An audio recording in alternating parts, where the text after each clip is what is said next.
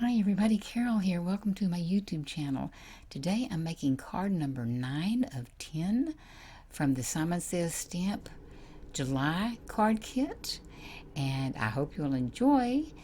I last week made a card using the honeycomb stamp for a DNA structure, and I told you I would make a companion card this week, and I have. But I thought I'd just show you what I found in my reading when I did the DNA. Maybe you knew this already, but did you know that the DNA stands for deoxyribonucleic acid, or nucleic, or maybe it's ribonucleic? I don't know. But that is a self-replicating material which is present in nearly all living organisms as the main constituent of chromosomes. It is the carrier of genetic information. So there you have it. It's all in the genes, right?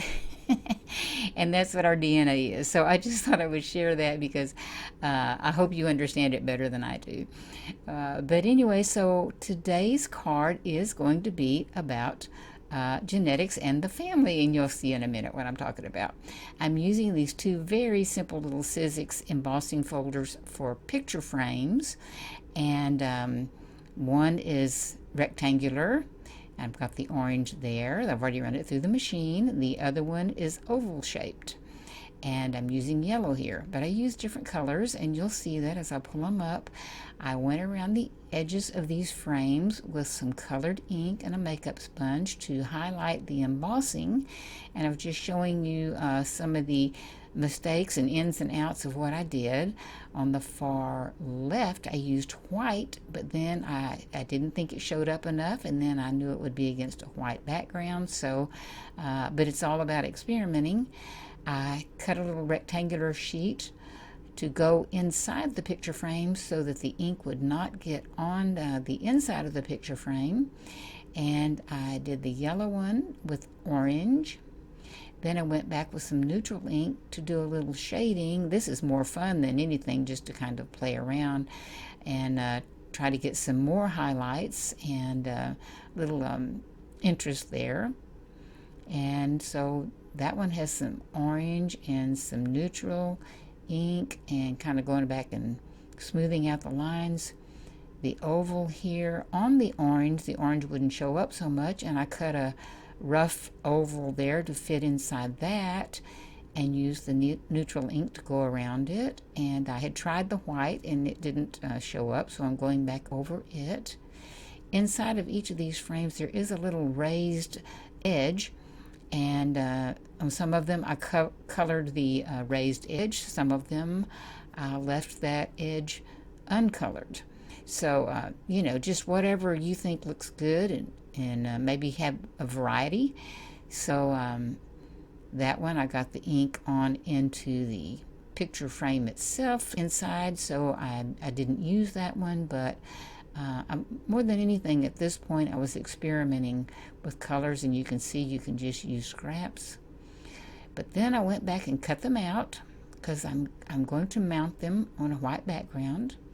I'd already started the cutting some so as not to bore you with cutting the whole thing out, but to show you the process. And I could have stamped directly onto the paper, the white background, but I like the colored cardstock. Then on some of them I went around the edges with the sponge just to finish off the edge and to give even a little bit more color to the edge, and sometimes a little bit extra can make a difference. So here's what two of them look like anyway.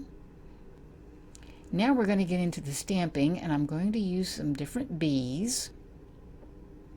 Two of the bees are holding hands, and I'm going to use both of them and cut them apart because they're looking different directions. They're looking at each other, but I'm going to stamp them off, cut them apart, so one's looking one way, one is looking the other way.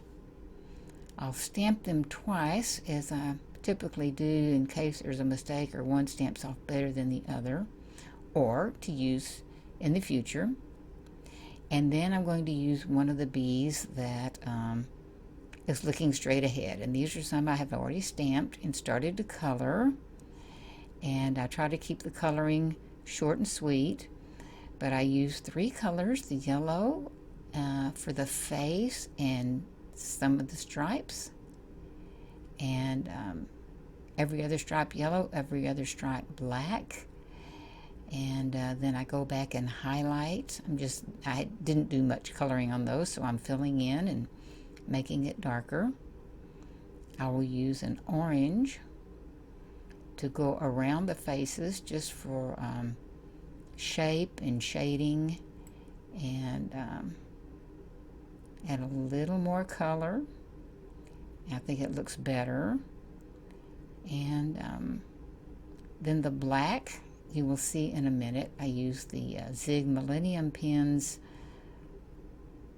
for gloss. Now this, I do go back on the edge of the yellow stripes and put them on the edge to give a curvature, and then again just more color and more interest. So I'll finish that one off. I go back up and finish the other bee. And then on the wings, I use blue, and where the wings overlap, I make them darker. And then here are the Millennium pens. I fill in their eyes, go back and make their eyes darker, and then I fill in their noses, and then just on the black stripe, I don't color all the way across. I leave a little white in the center to give a little more curvature and also to show shine and reflection. And so I cut these out. I won't make you watch me cut all of them out, but I cut out 4 of them. And this one by itself, and then the 2 that are holding hands, when I cut them out, I get to the point where their hands are joined and it looks as if it is one hand. So I go back and I color in an extra dot for a hand. So when I cut them apart, each one will have a hand. And so I'll show you that, how that worked. Might be a little shorter arm, but I don't think it matters. So then when I cut it in half, each one has a hand. It's simple cutting. It takes a little bit of time, but I wanted those colors, and I am putting them onto colored cardstock.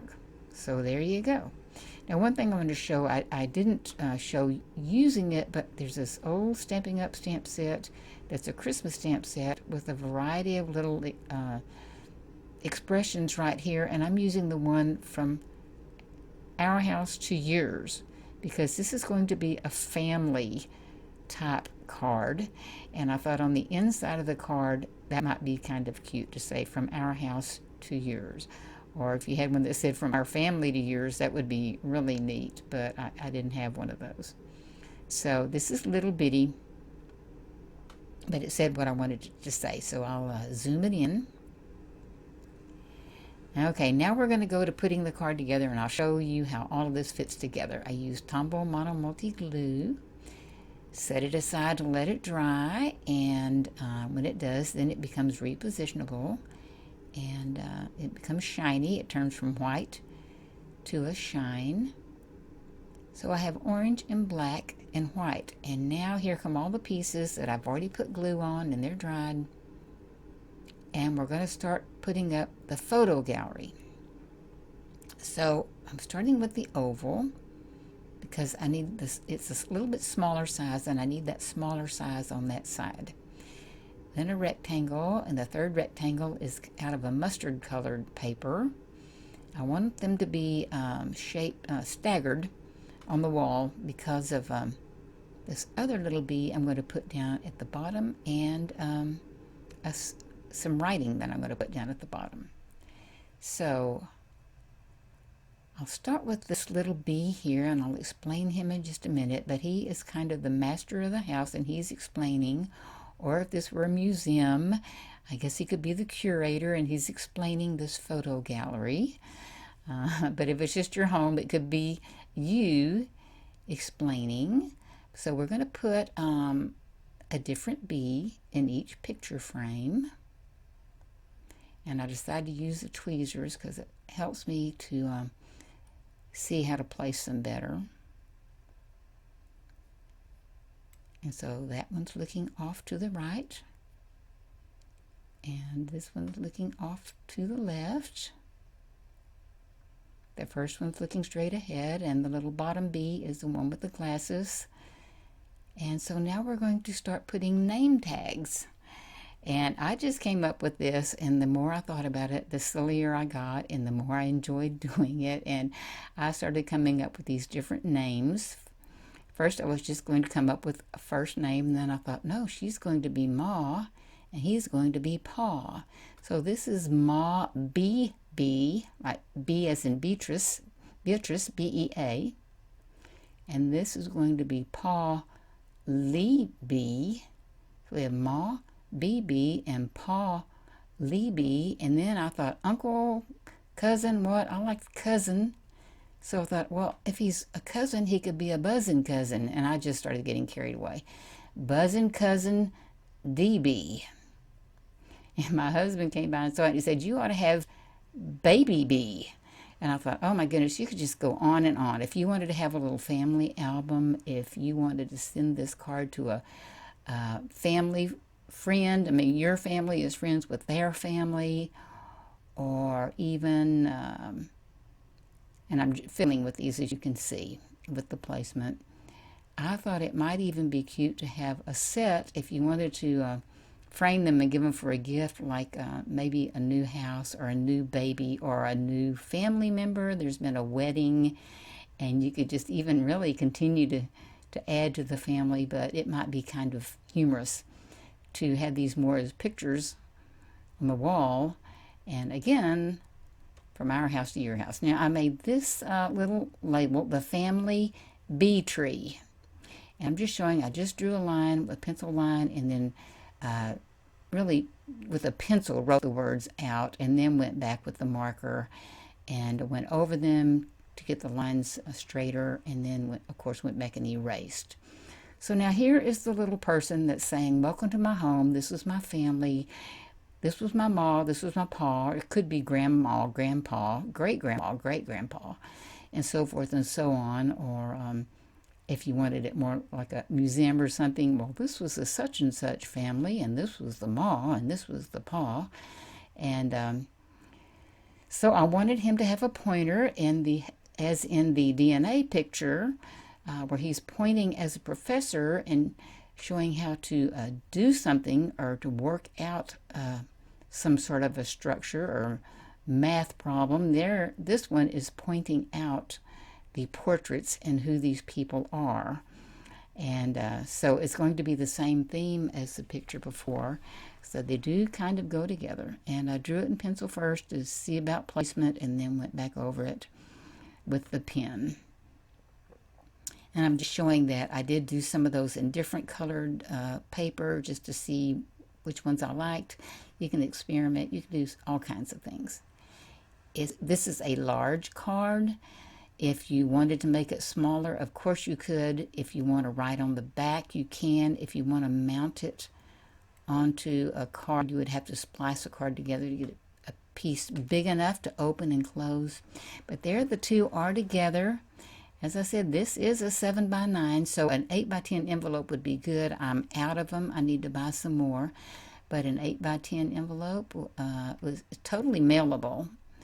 Otherwise, it could just be something to hand off or to frame as kind of a fun gift. So anyway, I hope you enjoyed. I tried to do something different, as I said last time. Think out of the box. So I hope you enjoyed and got some kind of an idea. These still shots are here now, and I have some videos at the end you might want to look at. I really appreciate you joining me, and I don't take it for granted, and I hope you enjoyed. I did. So see you next time. Bye-bye.